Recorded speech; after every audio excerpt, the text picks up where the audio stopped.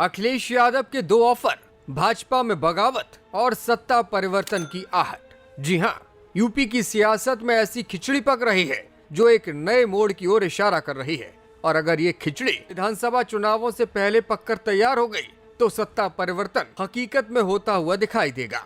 Samajwadi party के मुखिया अखिलेश यादव के दो ऑफर क्या हैं और किस तरह से सियासत में गर्माहट इन दो ऑफर्स की वजह से महसूस की जा रही है, इस खबर में हम आपको बताएंगे।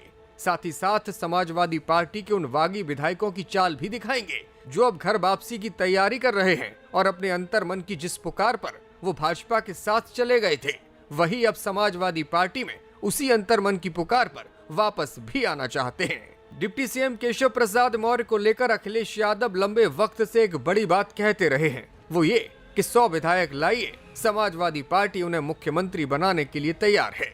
और कुछ एक बार फिर से अखिलेश यादव ने इसी सुगबुगाहट को जोर देते हुए ऑफर तो दिया ही है, साथ ही साथ ये ऑफर अब केशव प्रसाद मौर्य के लिए ही नहीं बल्कि दूसरे डिप्टी सीएम ब्रजेश पाठक के लिए भी खुल गया है। दरअसल शंकराचार्य मुद्दे पर वो अपनी ही सरकार के खिलाफ मुखर दिखाई दिए, जिसके बाद सपा की रडार पर उनका नाम भी जोरों शोरों से गूंज रहा है। अखिलेश यादव के इस ऑफर से खलबली है, चर्चाओं का बाजार गर्म है और बड़ी संभावनाएं जताई जा रही हैं। पहले सुनिए अखिलेश यादव का 100 विधायकों वाला ऑफर और उसके बाद बताएंगे कि किस तरह से बागी विधायकों की घर वापसी के लिए भी बड़ा ऑफर सपा की ओर से भेज दिया गया है।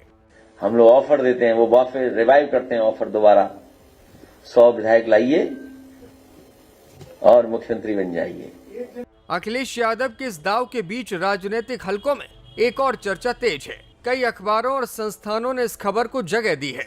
कहा जा रहा है कि अंतरात्मा की आवाज का हवाला देकर समाजवादी पार्टी के विधायकों ने जिस तरह से सियासी कहानी बदली थी, वो अब फिर से घर वापसी की तैयारी में है। सूत्र बताते हैं कि सत्ता का मलाई मक्खन तो दूर, नई राजनीतिक पनाहगाह में उन्हें तवज्जो तक नहीं मिली है।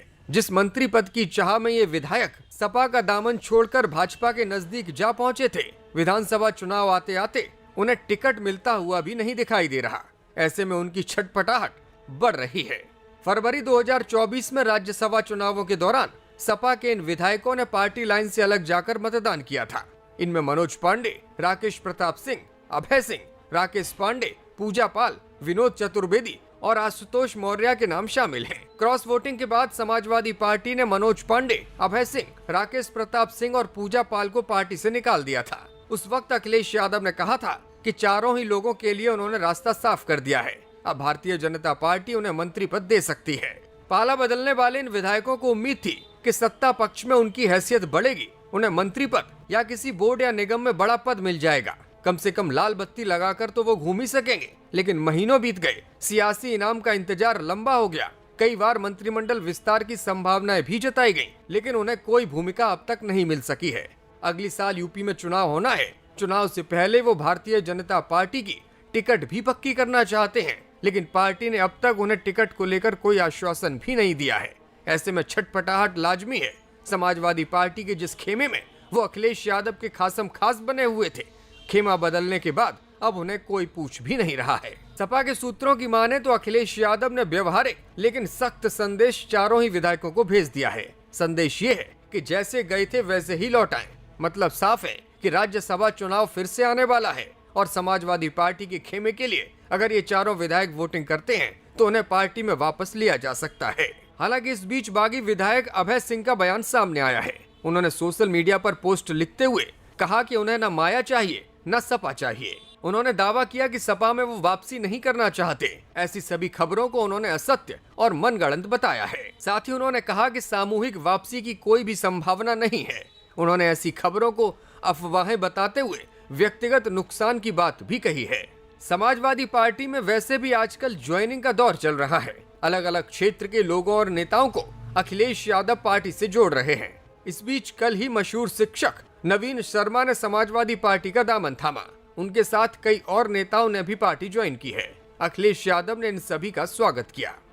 बड़ी संख्या में राजकुमार भाटी जी जिन साथियों को आज पार्टी में शामिल कर रहे हैं, डिजिटल वर्ल्ड और उस प्लेटफॉर्म में बहुत ही लोकप्रिय नवीन शर्मा जी, रवि बैसला जी, बीरेन्द्र सिंह जी, महेश नागर जी के साथ साथ बड़ी संख्या में और लोग भी शामिल कर रहे हैं। मैं उन सब का बहुत बहुत धन्यवाद और आभार प्रकट करना चाहता हूं।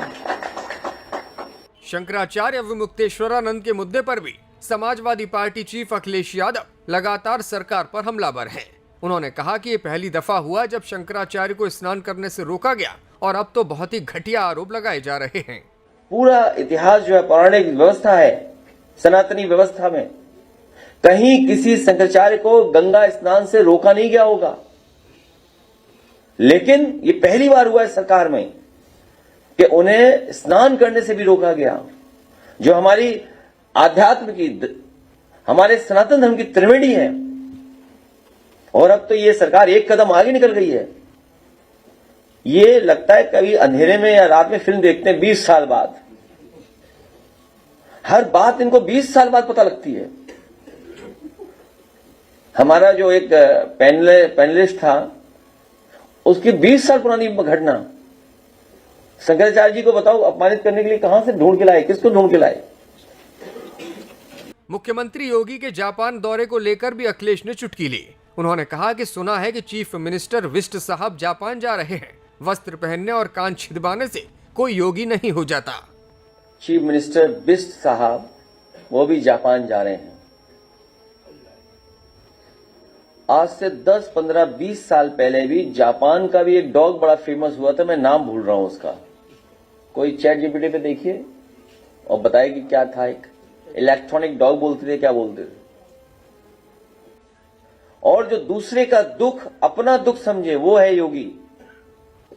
और गुरु नानक जी ने कहा कि वस्त्र पहनने से और कान छिदाने से कोई योगी नहीं हो सकता।